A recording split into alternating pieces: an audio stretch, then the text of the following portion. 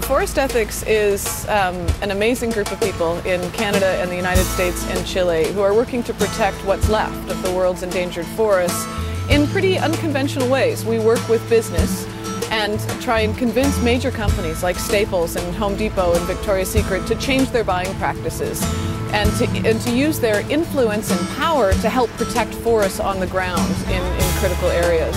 So using that strategy over the last 10 years, we've helped protect over 11 million acres of forest, and we've also changed the buying patterns of some of the largest corporations in North America.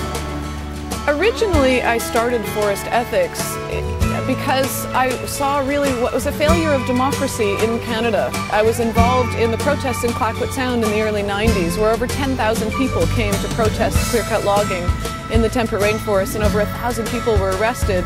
And at the end of that summer, the logging continued, and the government refused to move, even though the majority of the population in Canada opposed the logging. So I worked to build an organization that had roots in the United States, because 80% of everything logged in Canada goes to the United States to make junk mail and catalogs and lumber. And that's why I started building Forest Ethics in the United States, to be able to have relationships with major companies and to influence forest practices and conservation in Canada. Looking at how quickly the logging is happening in Canada, right now we're logging about 5 acres of old growth a minute, I realized that we needed to do something that was going to have a bigger influence on a much larger scale quicker. And that's why I think we're different, is that we harness financial power, and when you have the weight of that behind you, you can help to influence protection on a very large scale.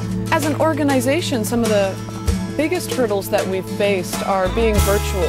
I really wanted to start an organization that was built on the spirit of social entrepreneurship and human capital. And so I hired people that knew the forests that we wanted to protect, or had a strong corporate background. And the result was I ended up with staff in Nelson, British Columbia, in Smithers, in Portland, in Washington, D.C.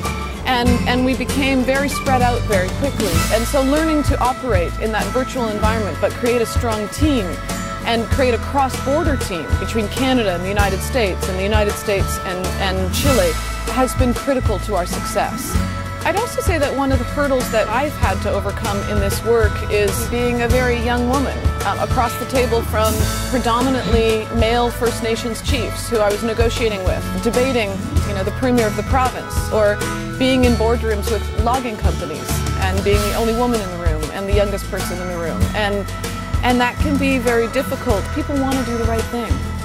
And I think often when we meet with these corporations, they're operating on a business model that looks at how quickly they can make a product and price parity. And when we give them the information and provide them with a means to do the right thing and to effect change, I find that almost all the time people step up to the plate. I really think that these are the challenges of our age, and everyone wants to have an impact, but they're caught within the certain boundaries of their organizations or companies. I've assumed that people want to do the right thing, and we have to work together to find a way.